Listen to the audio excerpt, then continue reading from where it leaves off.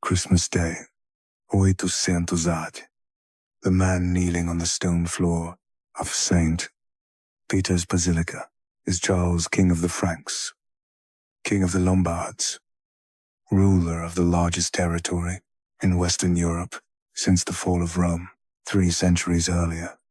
History will call him Charlemagne the Great. He is not yet an emperor. He is about to become one, not because he conquered it, not because he inherited it, not because any earthly power had the authority to grant it, but because Pope Leo III placed a crown on his head and declared him, in the name of God, Emperor of the Romans. And in that moment, in that single gesture, in that transfer of authority, from a man in white and gold to a man on his knees, the entire political order of Western Europe shifted permanently, or so it seemed. For 700 years, it seemed exactly that permanent. The legal foundation for what happened on Christmas Day, 800 AD, the document that made it possible for a pope to crown an emperor, that established the papacy's authority over the secular rulers of the West, that would be cited in vars, treaties, coronations, and excommunications for the next 7 centuries, was a letter supposedly written by the Emperor Constantine I, the first Christian Roman emperor, sometime in the early 4th century. In this letter, Constantine declares that he is transferring authority over the city of Rome, over all the provinces of Italy, over the entire western half of the Roman Empire, to Pope Sylvester N, permanently, irrevocably, as a gift from the emperor to the church. The document is called the Donatio Constantini, the donation of Constantine, and in 1440, more than 1,000 years after Constantine supposedly wrote it, a scholar in Naples sat down with a copy of the document, read it carefully, and prove beyond any reasonable doubt that it was a forgery, not a partial forgery, not a document that had been altered over time, a complete, deliberate, sophisticated fabrication, written not in the 4th century, but somewhere around the 8th, by a hand that wanted very much for you to believe it was the 4th.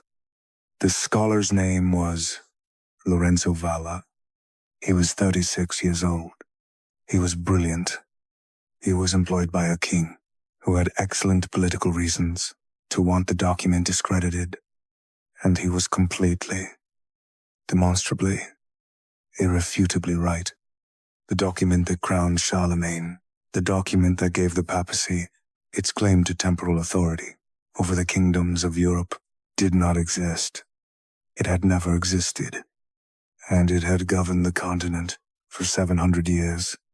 To understand the donation of Constantine, you first need to understand Constantine himself, because he was real, and because the forgery worked, in large part, because he was real. Flavius Valerius Constantinus, Constantine, became sole emperor of Rome in 324 AD, after 2 decades of civil war and political maneuvering that make the English anarchy look like a minor disagreement between neighbors.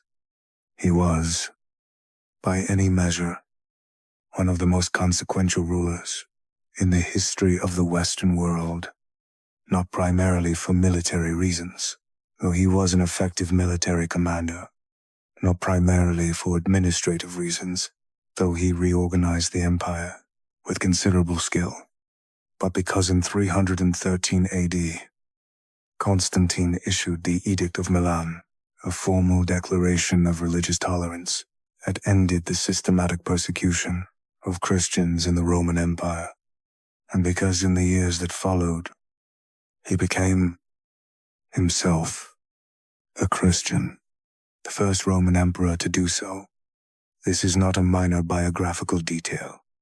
This is the hinge on which the entire history of Western civilization turns. Constantine's conversion to Christianity created a problem that the Roman Empire had never had to solve before.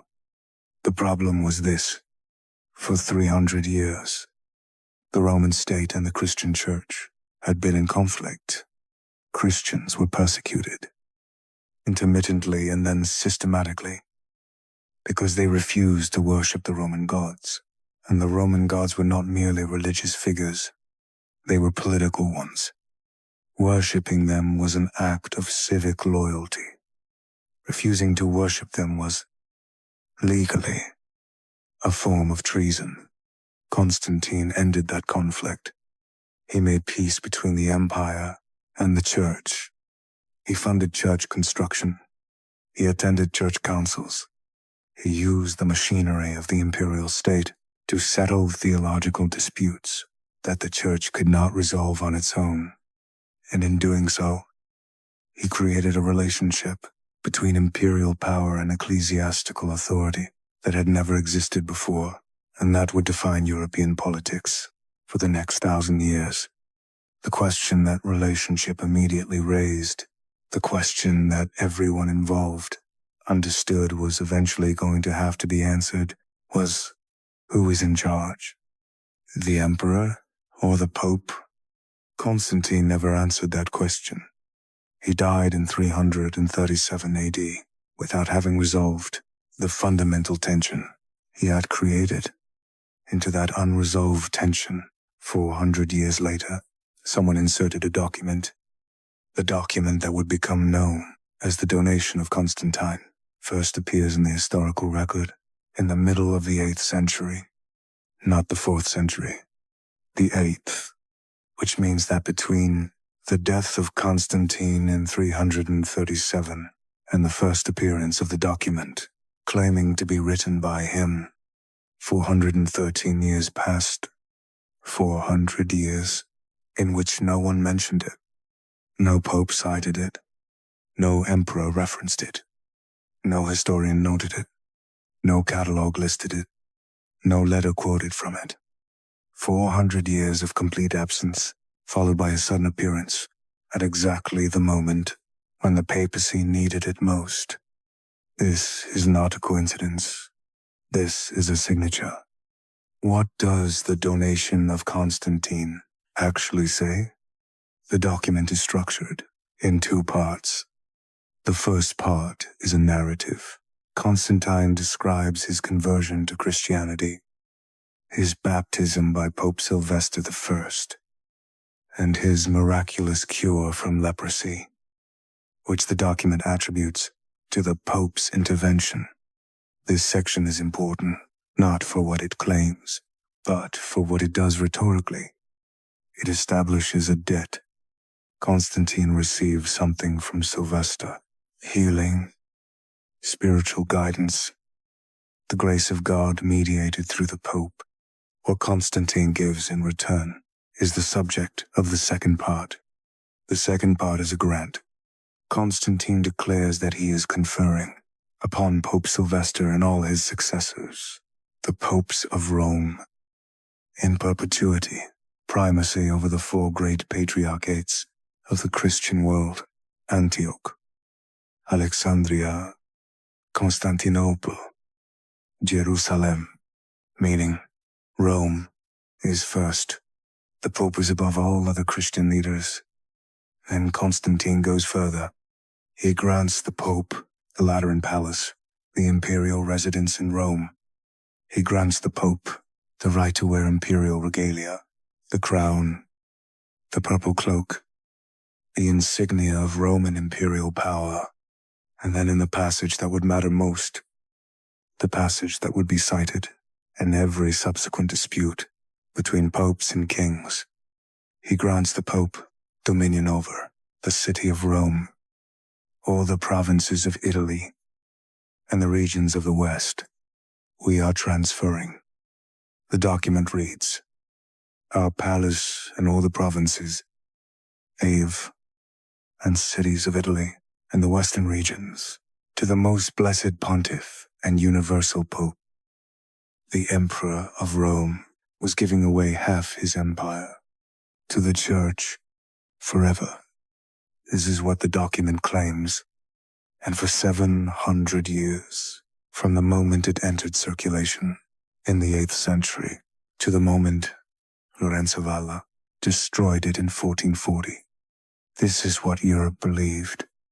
The question of who wrote the donation of Constantine is one that historians have debated for more than 5 centuries. Lorenzo Valla proved it was a forgery. He did not prove who forged it.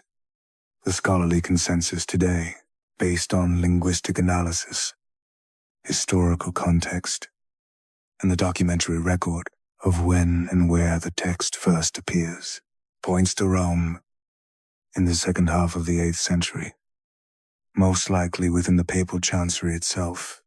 The most widely accepted dating places the forgery between 750 and 800 AD, a period of acute political crisis for the papacy, during which Pope Stephen II was desperately negotiating with the Frankish king Pepin for military protection against the Lombards in northern Italy. The papacy needed leverage.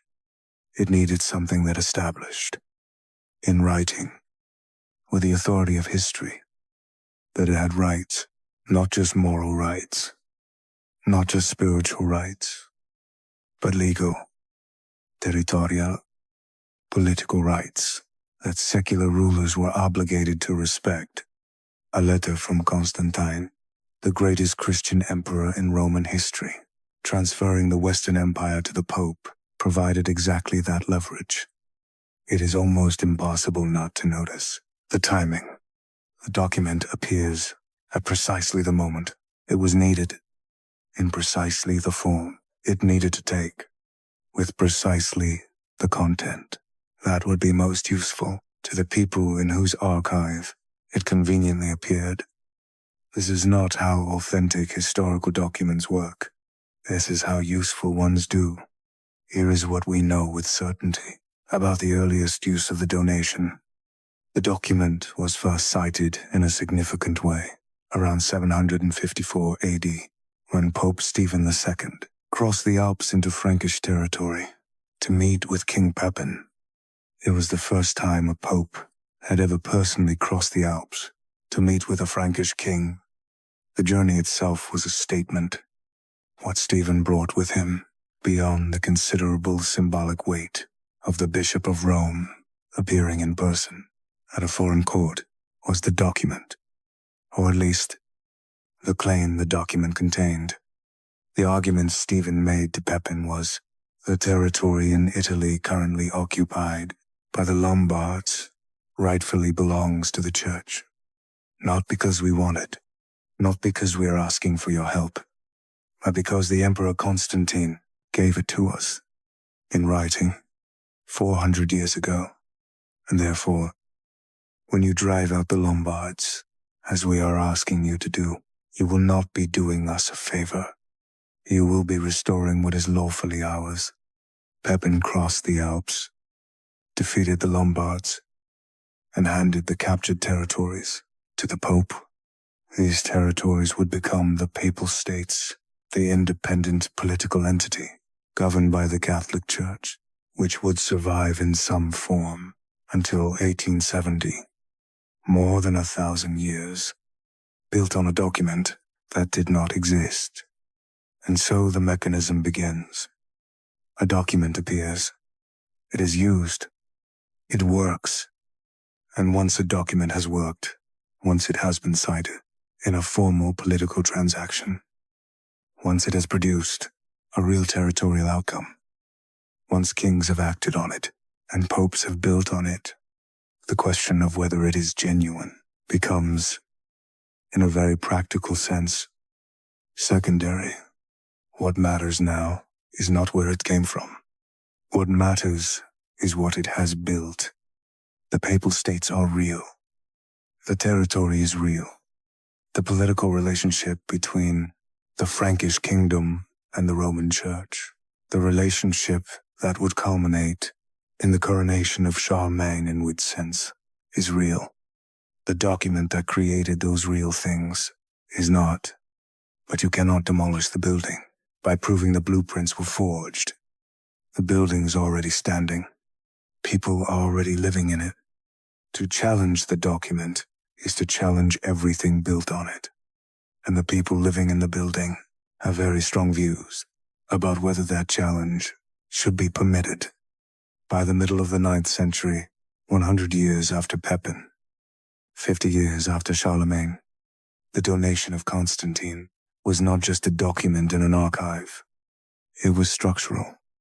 It was cited in papal letters to justify territorial claims. It was referenced in ecclesiastical councils to establish the Pope's authority over secular rulers.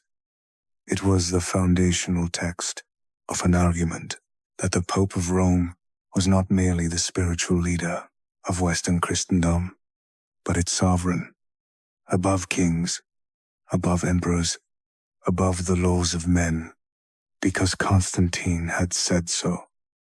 In writing, in the 4th century, when Rome was still Rome, the argument was circular. It was unanswerable. It was, in the most useful possible sense, completely unfalsifiable. How do you disprove a document from 400 years ago? How do you prove a negative, that something was not written, when it claims to have been written with the scholarly tools available in the 9th century? You cannot. And the people who needed that document to be real understood this perfectly. They had chosen their forgery well. They had timed its appearance well. They had allowed it to become structural before anyone thought to question the foundations. 700 years. That is how long it takes for a building to become more real than its blueprints. Constantine I died on May 22nd, 337 AD. He was baptized on his deathbed. He left behind an empire, a church, and an unresolved question about which of them was in charge. He did not leave behind the donation. Someone else wrote that. Someone who understood, with a clarity that only genuine need produces, that the answer to Constantine's unresolved question was not going to be found in theology, or in philosophy, or in any honest reading of history. It was going to be found in a document, the right document, in the right archive, at the right moment. They were not wrong. They were just not Constantine. Let us establish the scale. The donation of Constantine was not a document that sat quietly in a papal archive, consulted occasionally, cited politely in footnotes.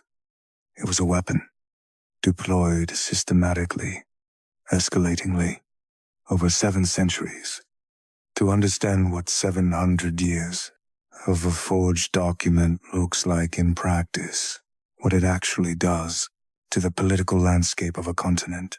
You need to follow it through time, not in the abstract, in the specific, in the names and dates and conflicts of real people making real decisions based on a piece of parchment that did not mean what they thought it meant. 800 AD, Charlemagne is crowned emperor by Pope Leo III in Rome. The donation is not cited explicitly in the ceremony itself. It does not need to be. Its logic is already structural, already the invisible grammar of the relationship between the Frankish kingdom and the papacy. The Pope crowns the emperor. The emperor protects the church. The church legitimizes the emperor. This is not a partnership between equals. This is a hierarchy. The crown comes from God. God speaks through the Pope. Therefore, the Pope is above the emperor. This is the argument the donation enables, not by being read aloud in St. Peter's, by existing, by being there, in the archive, available to be cited the moment anyone dares to argue otherwise. Charlemagne understood this. He was, by several accounts, uncomfortable with the coronation, with the implication that he owed his title to the Bishop of Rome, rather than to his own conquest and inheritance. He reportedly said, afterward, that he would not have entered the church that day had he known what Leo intended. Whether this is true or diplomatic posturing is unclear. What is clear is that he accepted the crown, and in accepting it, in allowing the precedent to be set, he made it real. The precedent that the donation created was now the precedent that history confirmed. The document and the event reinforcing each other, neither one quite real without the other. Both of them, together, becoming the foundation of a political order that would last for centuries. The real work of the donation of Constantine begins not with Charlemagne, but with his successors, because Charlemagne was strong enough to make the relationship work on his own terms. He was, in practice, more powerful than any pope of his era. The donation gave the pope authority in theory. Charlemagne retained it in practice. His successors were not always so fortunate, and it is in the gaps, in the moments when imperial power weakened and papal power pressed forward, that the donation reveals its true function. It is not a document for times of strength. It is a document for times of contest. It is most powerful, not when everyone agrees, but when someone dares to disagree. 858 ad Pope Nicholas I. Nicholas I is, by the assessment of most historians, one of the most consequential popes of the early medieval period, not for his personal holiness or his theological contributions, but for what he did with the concept of papal authority. He pushed it further than anyone before him. Nicholas I cited the donation of Constantine directly, explicitly, in formal correspondence, to argue that the Pope's authority extended not just over spiritual matters, but over the temporal decisions of kings. He intervened in the divorce proceedings of a Frankish king. He overruled the decisions of regional archbishops. He corresponded with the Byzantine emperor, as though speaking from a position of equal or superior authority. In each case, the foundational argument was the same. Constantine gave us this authority. It is documented. It is irrevocable. It is not negotiable. Nicholas I did not invent this argument. He inherited it, but he weaponized it in a way that his predecessors had not. He demonstrated that the donation was not merely a historical claim. It was an operational tool, a lever, and the fulcrum it rested on was the assumption that everyone in the room accepted the document's authenticity. As long as that assumption held, as long as no one said, out loud, in a formal context, this document is not what it claims to be. The lever worked. The 9th and 10th centuries are, politically speaking, a period of sustained instability in Western Europe.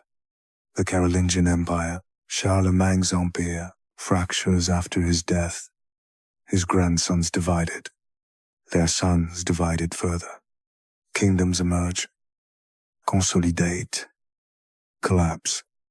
Viking raids, Magyar invasion, the slow, grinding process by which the medieval map of Europe takes the shape we eventually recognize. In the middle of all of this, the papacy, not always powerful in a military sense, not always wealthy, not always in control of events, but in possession of something that no king or emperor possessed, a document that said, in the name of the greatest emperor Rome had ever produced, that the church was sovereign in periods of imperial weakness. The papacy pressed this advantage.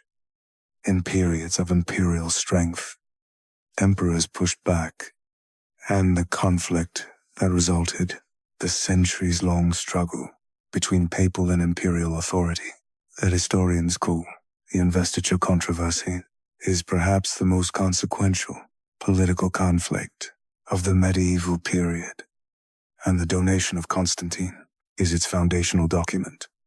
1075.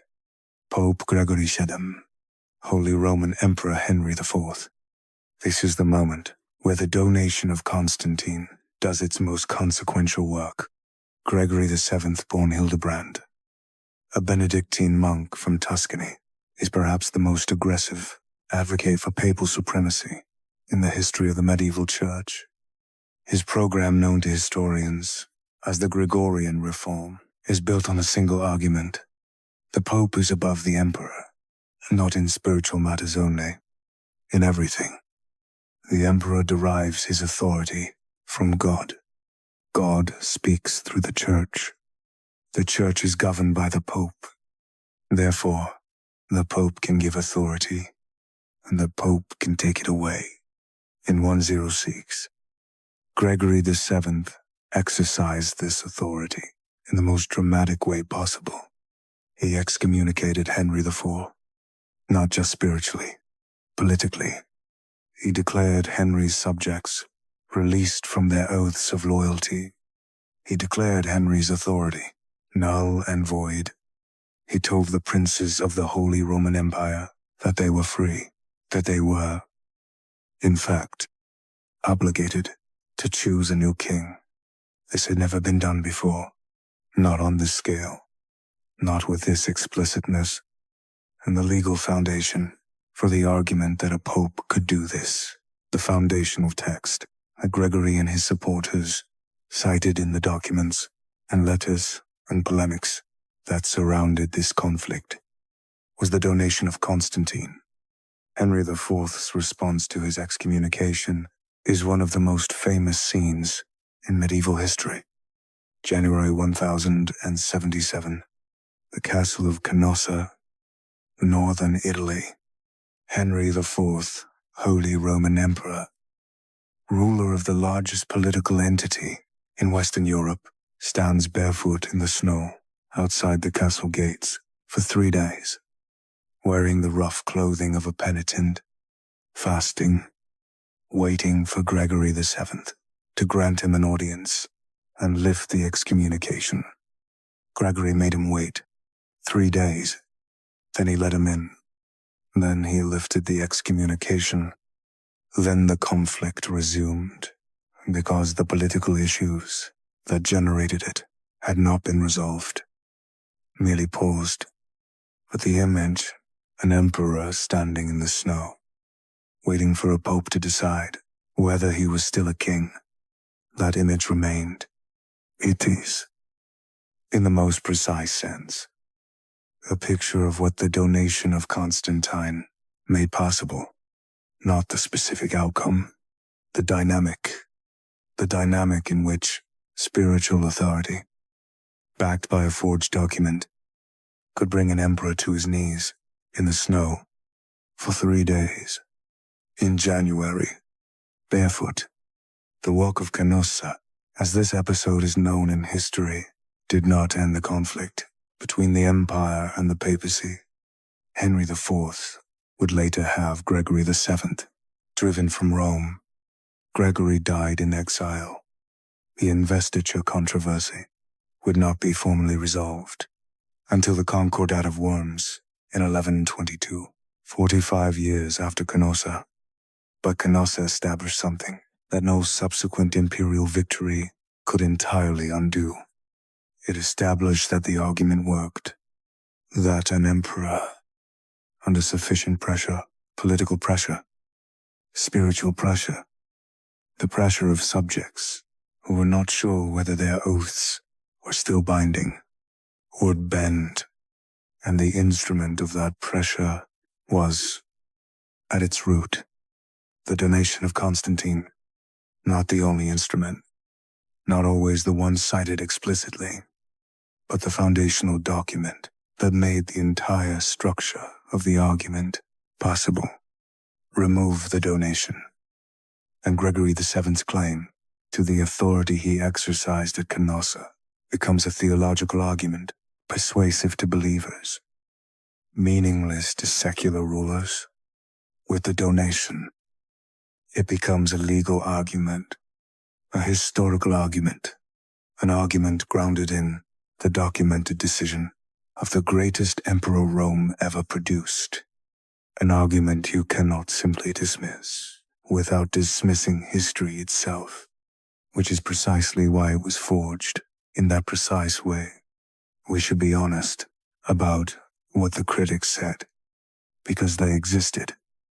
The donation of Constantine was not accepted without question. For 700 years, doubts were raised, arguments were made, careful readers noted inconsistencies.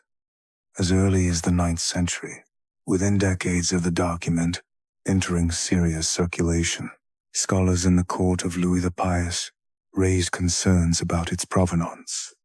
The Byzantine Church, which had its own strong views about the relationship between imperial and ecclesiastical authority, questioned the document from the beginning, partly on theological grounds, partly because accepting it would have meant accepting Constantinople's subordination to Rome, which the Byzantines had no intention of doing. In the 10th century, the Holy Roman Emperor Otto III explicitly rejected the donation, declaring it in an imperial document to be a forgery. He was right. He was also emperor of the most powerful political entity in Western Europe. It made no difference, because Otto III died in 1002, at the age of 21, before he could build anything on the ruin of the document, and the structures built on the donation, the papal states, the precedents, the centuries of accumulated citation, continued without him. Being right about the donation was not, by itself, sufficient to destroy it. To destroy it, you needed something more than correctness. You needed a method, a precise, replicable, unchallengeable method.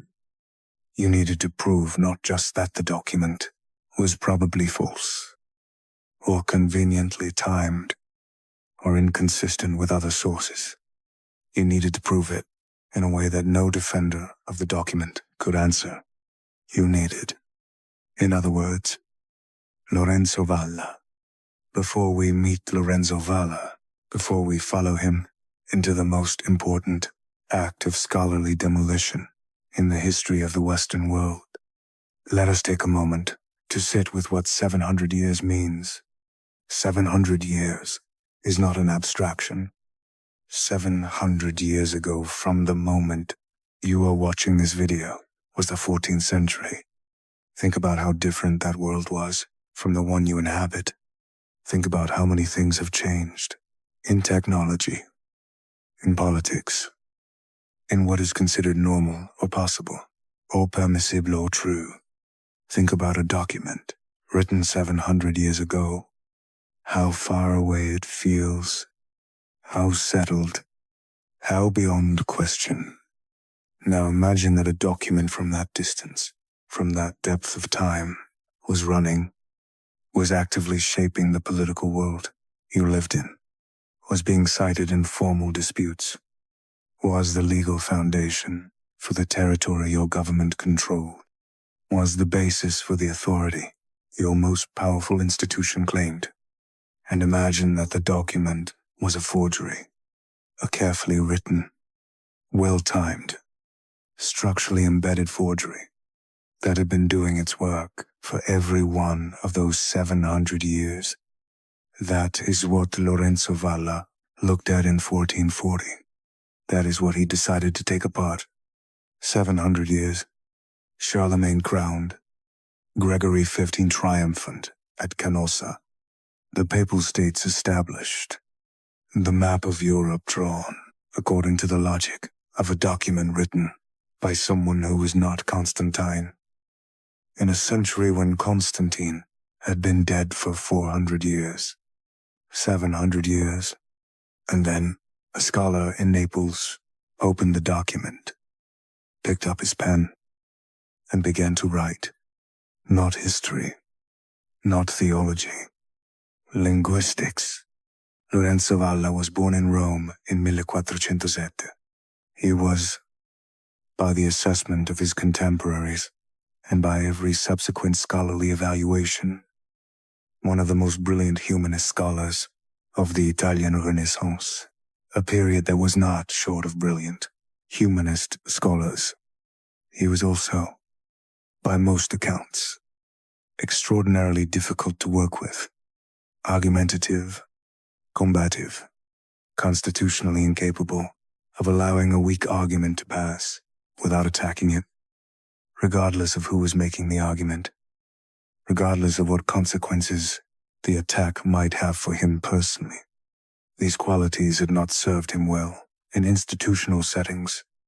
He had spent years seeking a position at the papal court, the most prestigious academic appointment available to a scholar of his abilities, and had been repeatedly blocked, partly due to his intellectual reputation, and partly due to the enemies his intellectual reputation had generated. By 1435, he had found employment in Naples at the court of Alfonso V of Aragon, King of Naples, and at this particular moment in history, the principal political rival of Pope Eugene IV.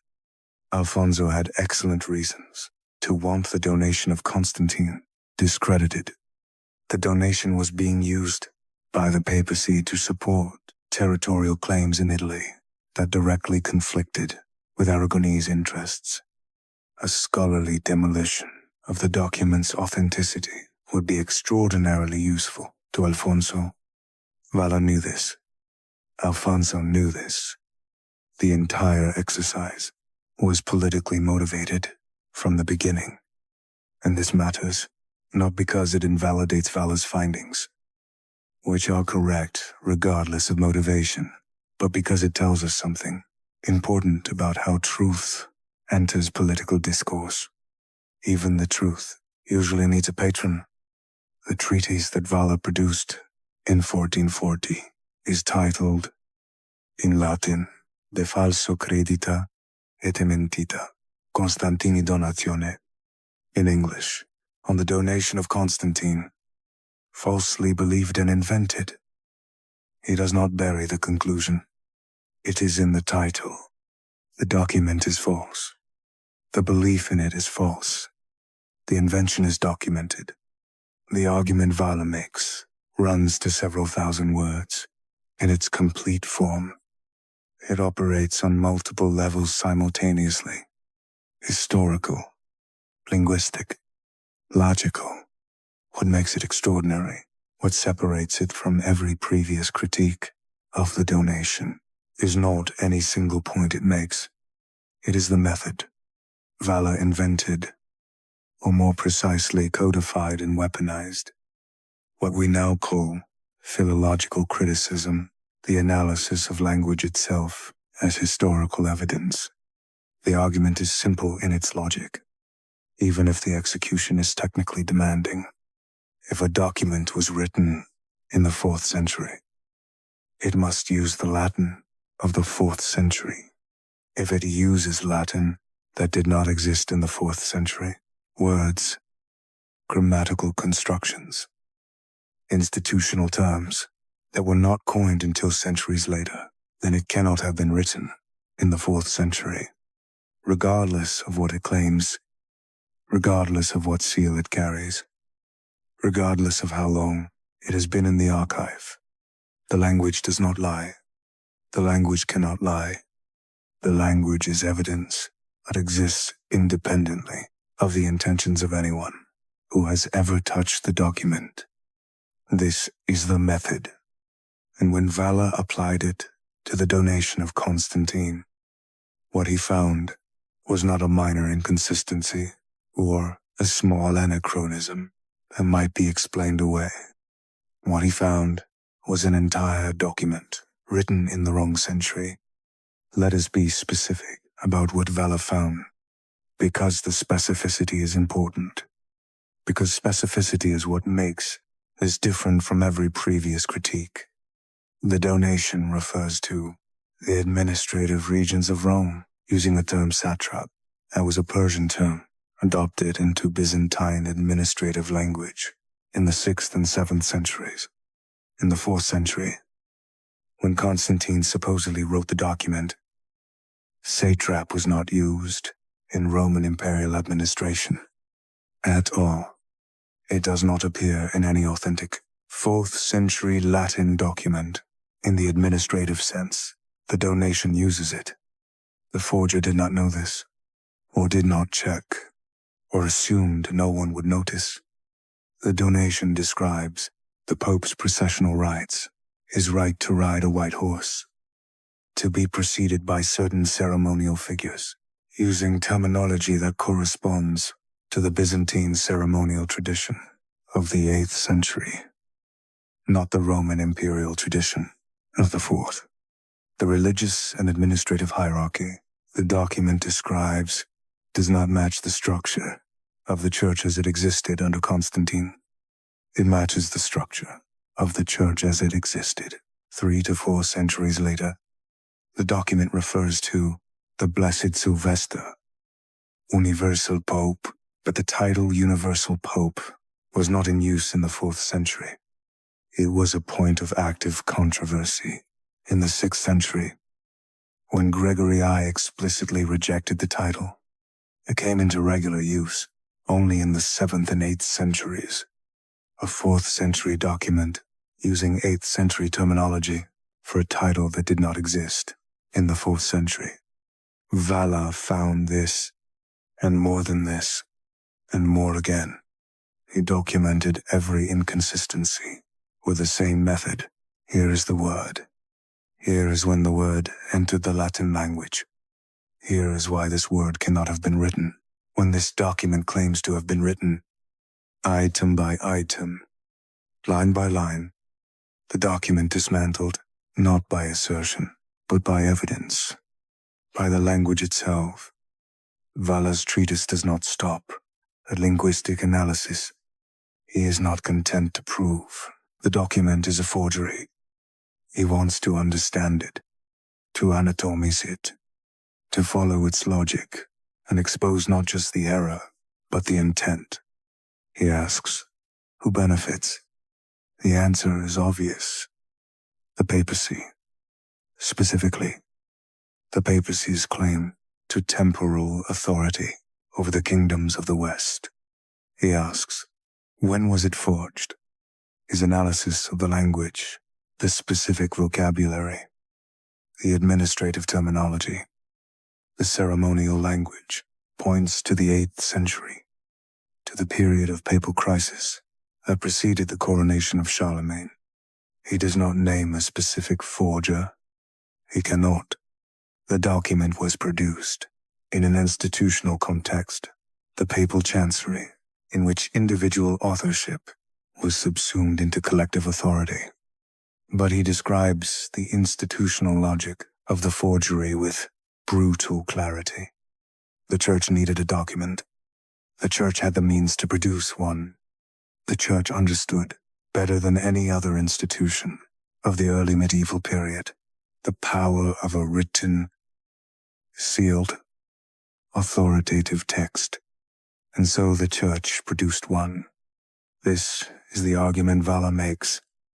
Not that some individual, in a dark room, committed fraud for personal gain, but that an institution, the most powerful institution in the Western world, manufactured a historical record to serve its institutional needs, and that the institutional record that resulted governed Europe for 700 years.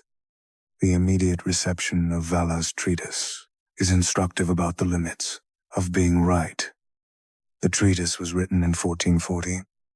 It was not widely circulated until the 1450s. It was not printed until 1517, 77 years after it was written. Ulrich von Hutten, the German humanist, arranged for its printing in 1517. The year is not coincidental. 1517 is the year Martin Luther nailed his 95 Theses to the door of the church in Wittenberg. The Reformation. Valla's treatise entered wide circulation, not as a scholarly text, being evaluated on its merits, but as a weapon in the most significant theological and political conflict in the history of Western Christianity. Protestant reformers used it to argue that the entire edifice of papal temporal authority, 7 centuries of political structure, was built on a lie, which it was, which Valla had proven 77 years earlier. The truth of the argument had not changed in 77 years. What had changed was the political context in which the argument was useful. Truth, this suggests, does not move on its own. Truth moves when someone, with a reason to move it, picks it up and carries it. What happened to Valla between 1440 and the wider circulation of his treatise? Here is where the story becomes something other than a simple triumph of truth narrative. Because Valla did not, after 1440, become a celebrated champion of scholarly integrity. He did not receive honors for his courage. He did not become the hero of a grateful intellectual community. He was investigated by the Inquisition. In 1444, 4 years after he wrote the treatise on the donation, Valla was summoned before an inquisitorial tribunal in Naples, not specifically for the donation treatise, for a range of intellectual positions that the Church found unacceptable.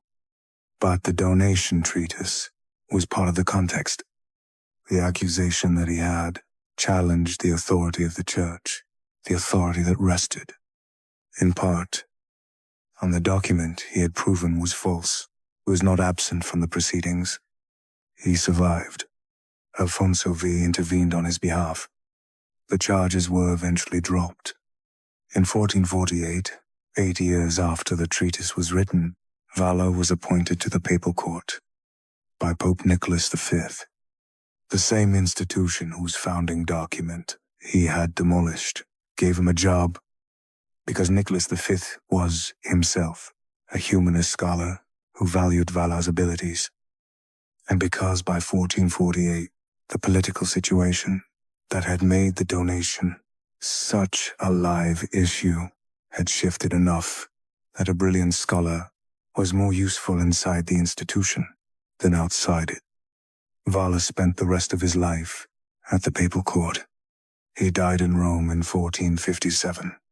He is buried in the Lateran Basilica, the church that Constantine supposedly gave to the Pope, the church built on the foundation of the document he destroyed. This is not irony. This is how institutions work. They absorb the people who challenge them. They find uses for correct arguments. They file the truth in the appropriate archive and continue operating.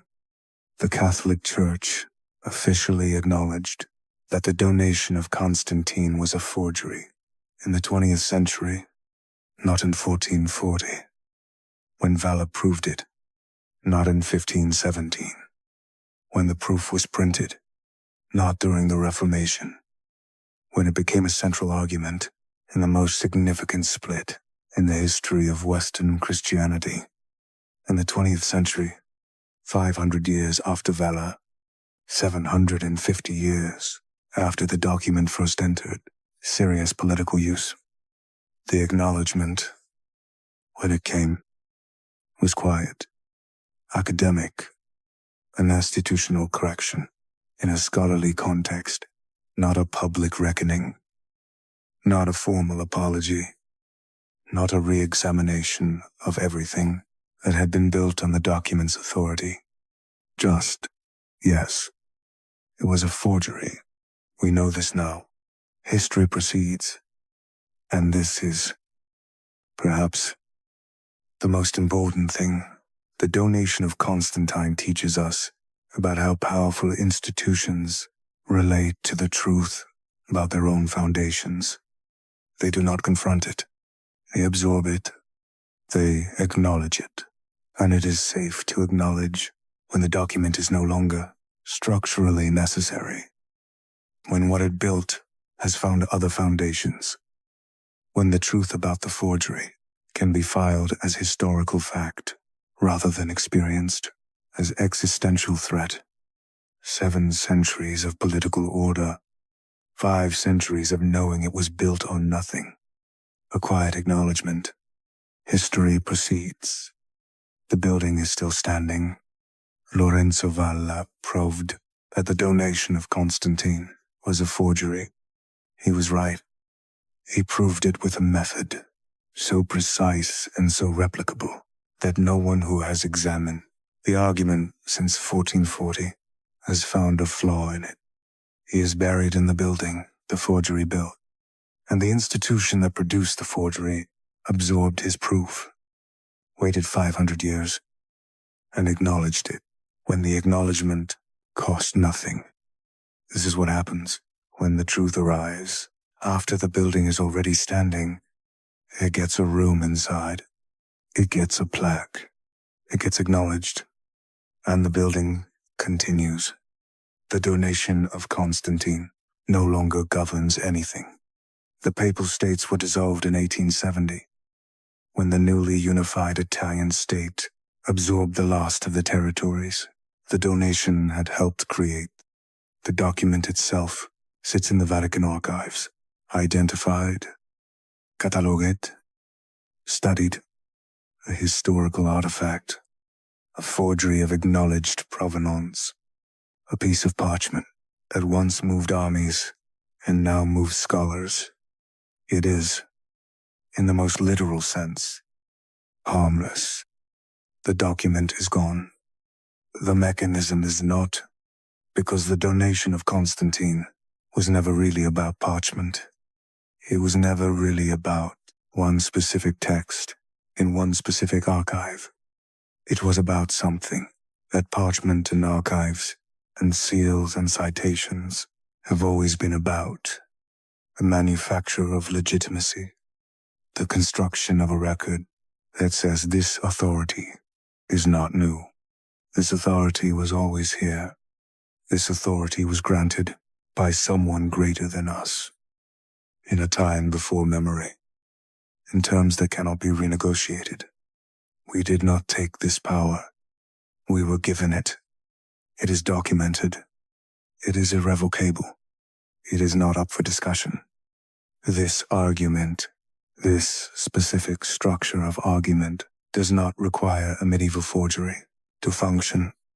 It requires only an institution with a need, a medicum pros, and an audience that cannot easily verify what it is being shown.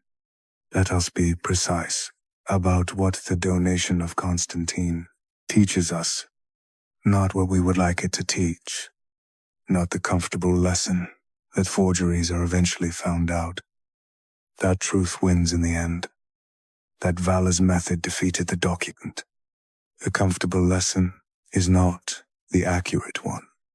The accurate lesson is this: the donation of Constantine was used for 700 years before it was proven false. It was proven false in 1440. It continued to be used for another 4 centuries after that because the proof required a political context to be heard. And the political context required the Reformation to create it. And the Reformation required a century of conflict to consolidate its gains.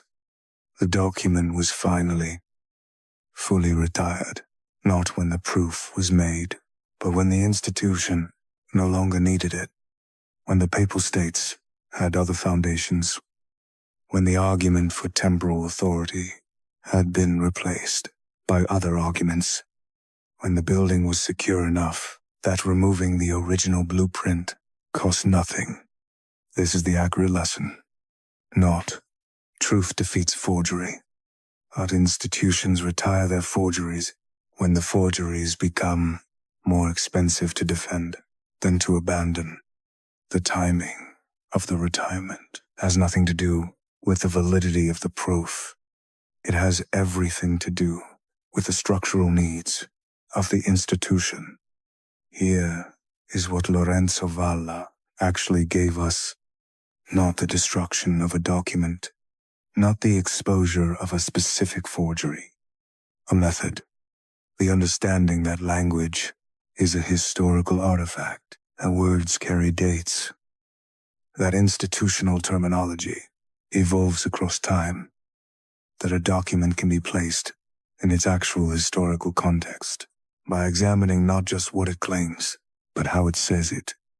This method, philological criticism, textual analysis, the discipline of reading language as evidence, did not stay in the 15th century.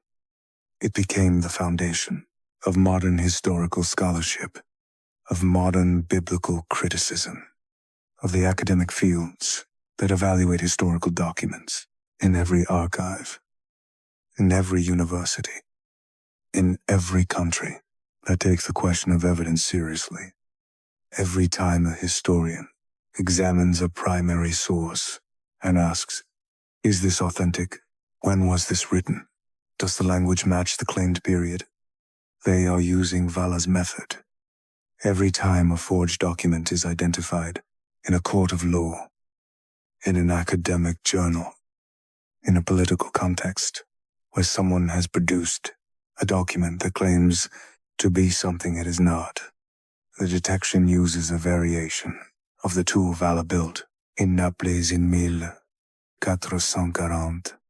The donation is gone. Valla's method remains, and the method, unlike the document, is not going anywhere. We began this episode with a coronation, Christmas Day, 800, a pope placing a crown on an emperor's head, a political order being established on the foundation of a document that did not mean what the people in that room believed it meant. We end it here, not with the exposure of the forgery that happened 500 years later, not with the institutional acknowledgement that happened 5 centuries after that. We end with the question the donation of Constantine poses to every era that comes after it. The question is not, how do you identify a forgery? Valla answered that. The method is documented. The tools exist. Anyone with access to the materials and the training to use them can do what Valla did. The question the donation poses is harder than that. The question is, when are you willing to use the method? The donation was not invulnerable to scrutiny. It was never invulnerable to scrutiny.